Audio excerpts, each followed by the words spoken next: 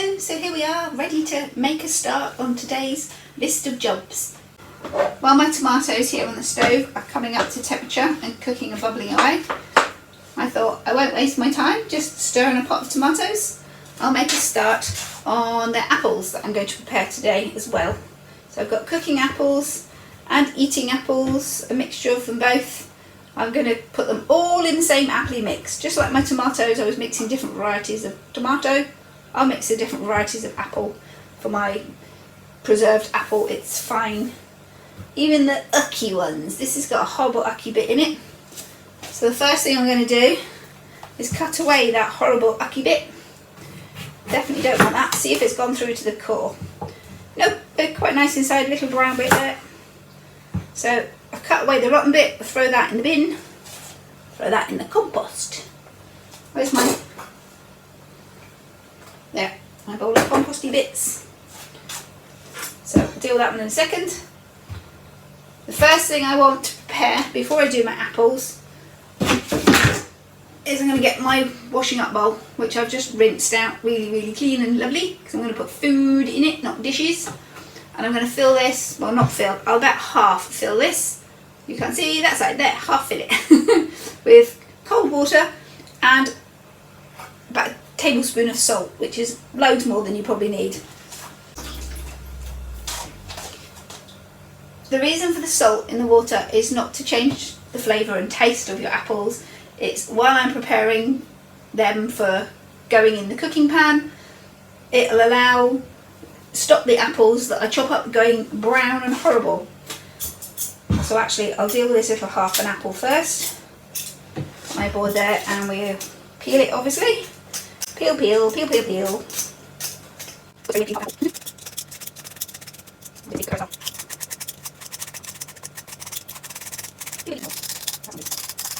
So it's no different with the little apples or the big ones. Cut them into segments and then trim out the core, we don't want that. And plonk these into our salty water. Splop. And they will quite happily sit in that salty water for a few hours while I'm chopping and peeling and prepping and doing everything else I need to do. Hopefully it won't take a few hours to do everything else I want to do. But you never know how the day's going to turn out. So our big cooking apple all peeled and ready to go. Chop him in half. That's the worst bit because he's rolling around. Half, half, half.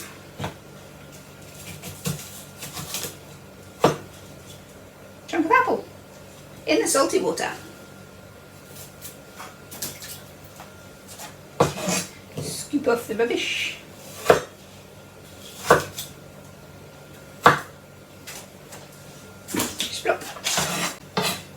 And you don't need to watch me chopping up apples. Hello and welcome back. I've stopped peeling and chopping up apples because my washing up bowl of salty water was full of apple and no room for another slice. I still have about a dozen large cooking apples left to chop and prepare. I'll have to do them in a second batch. I'm not sure if all of these will fit in my saucepan, certainly not in the first hit they won't. So I've drained them, I just lifted them out of my bowl of salty water and drained them in a colander, but I've not washed that water off. Whatever salt might be on the apples can just stay, it's fine. And I'm going to put these into my big saucepan. If you were with me before, the same big saucepan I used when I was making the tomato soup. Oh yes, I got room for more. Fill up this pan. With a colander full. Now I can afford to fill this right up to the brim, because as these apples start to cook they will shrink down slightly when they turn to appley mush.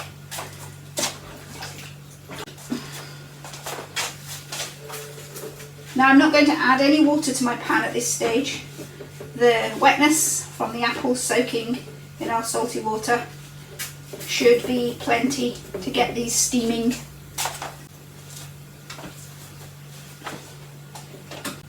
got them on a medium kind of heat. I don't want it too hot yet, otherwise the apples at the bottom of this pan will stick and burn. I'm going to pop my lid on to help keep that steam in. So we start the cooking process slowly. As the bottom ones start to mush up when they cook, that'll give a bit more liquidiness to keep the apples moving and stop anything burning and sticking. Hello and welcome back again. The apples have been cooking for about half an hour. Oh, I don't know if you can see, it's thicker than the soup was. So we've got quite a lot of still hard, well it's not hard, lumpy chunks of apple. That'll be the cooking apples that stay better in shape, whereas the dessert apples have broken down into a more saucy type mix. Now there's nothing in here but apple and a trace of salt from the salty water they were soaking in. I'm not adding any sugars or anything.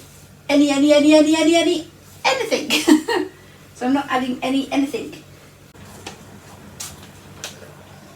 There we go. Kettle of boiled water. Pour that over my lids. Could do with a bit more water in there. I'll give it a stir instead. Right, while that's soaking for a second, I'll get my jars out.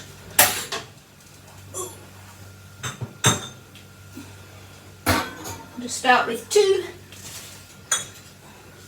I'll get another 2 in a moment when I'm ready for them. Keep everything nice and hot and sterile.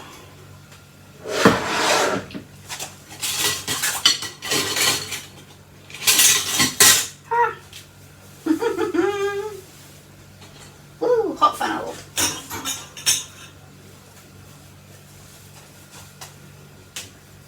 Then we'll scoop our apple mixture into our, oh, it's a big blob. Scoop our apple mixture into our jars. Want to leave a little bit of space near the top. Because this is all still very hot, the apple will actually carry on cooking in the jar for a while. I'm just going to poke that down with a stick. I have a bamboo skewer here because we've got lumpy bits. I don't want any air pockets in the mixture because that will encourage fermenting and growing of things we don't want.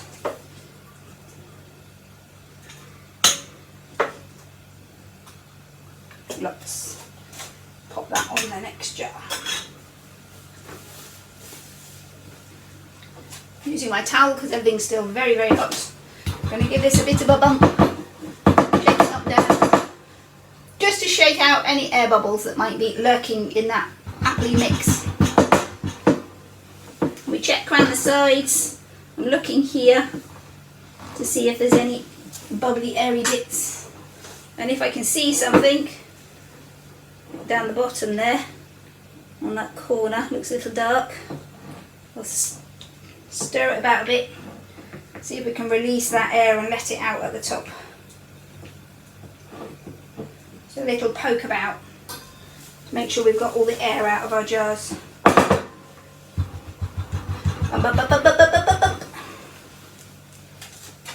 Hot. Get on there. Go.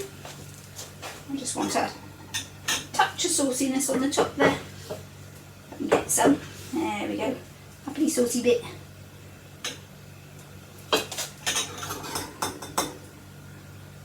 Perfect. Fish out one of our sealing lids. Make sure I'm in the way. Quick wipe around the edge, make sure it's all clean, no sticky bits of apple on it. Pop your sealing lid on. And then your screw top. Hot. Screw hot. That one done. I'm going to do this one.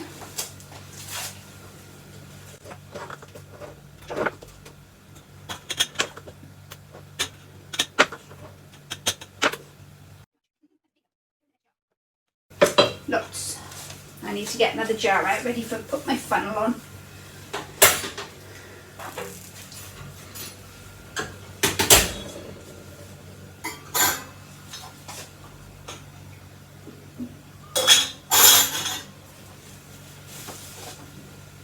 bring this one over, and just like the last one, bounce it about a little bit just to shake the bubbles out.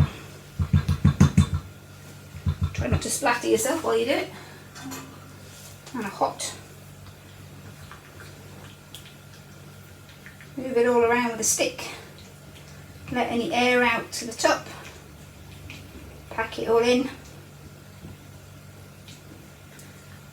Just streaking it up and down the sides is usually enough to release any air pockets.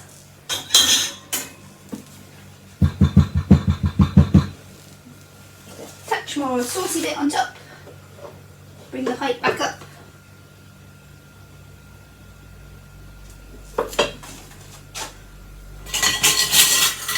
Now find a lid. There we go.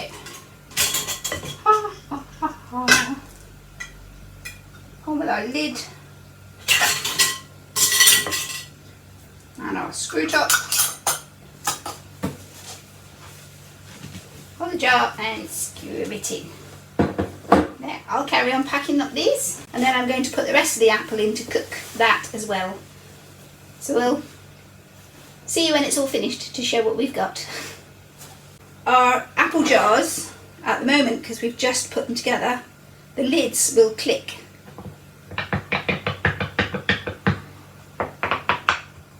Oh, that one's popped down already. It must have been one of the first ones we did.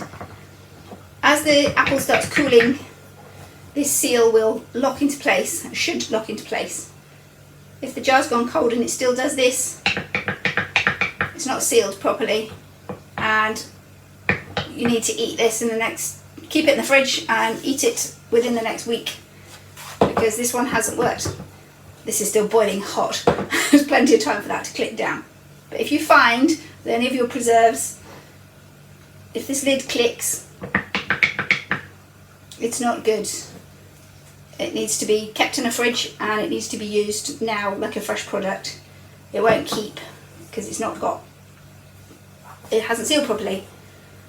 I'll say goodbye to you for a minute, and perhaps I'll see you again when I've done them all, just to show off all my lovely apples. So I've got 11 jars of homemade apples. It's not quite a sauce because it does have chunks and lumps of apple in it. So apple pie filling, perfect for putting in an apple pie or an apple crumble, or serving cold with some yogurt, or hot with some custard. All sorts of options. Now the right and proper way to do things is these should now go in, while they're still hot, should go into a pressure canner.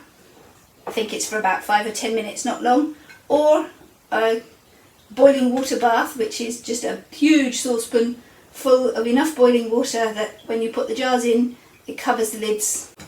I don't have a big enough saucepan, so I can't do that even if I wanted to. This has worked for me very successfully for many years now. My jars are sterilised, they've been in a hot oven. My lids are sterile because I poured boiling water over them and used them while they're still hot. And the mixture went into the jar, boiling hot when it went in. Nothing's alive in there. So the chances of getting any microbes or bacteria are really slim. If there is something in there that we don't want, this is going to start fermenting and fizzing within the next week or two. And you'll see it, you'll get little bubbles appearing and your lids will start to bulge. If you don't spot it quick enough, your jars will explode. So if it lasts the next few weeks without any of that happening, you know it's perfectly safe. If you open the jar and it smells good and it's not fizzy, you've got perfectly good apple. Well, I've had a wonderful busy day. I've managed to prepare all those apples into wonderful apple pie filling. So I now have 11 jars of apple pie filling to see me through the winter months, or all of next year. I can use apple pie filling next summer before the apples are ready to come off the trees. Along with that, I made my 4 cans of tomato soup. So we've got those. So lots of apple pie. Ooh, nice colour contrast. And a little bit of tomato soup. Earlier this morning we were looking at all the hazelnuts. 2.5 kilos of hazelnut. And so far a few sunflower seeds as well. So all good things ready to go into the store cupboard for our winter harvest. I've been doing other things besides this, the usual standard washing and hoovering, clearing up. A pretty successful day, I would say. Lots of wonderful homegrown food prepared and ready to go into store for winter munching. Wonderful. So whatever you're doing, have fun doing it, and I'll see you next time. Bye!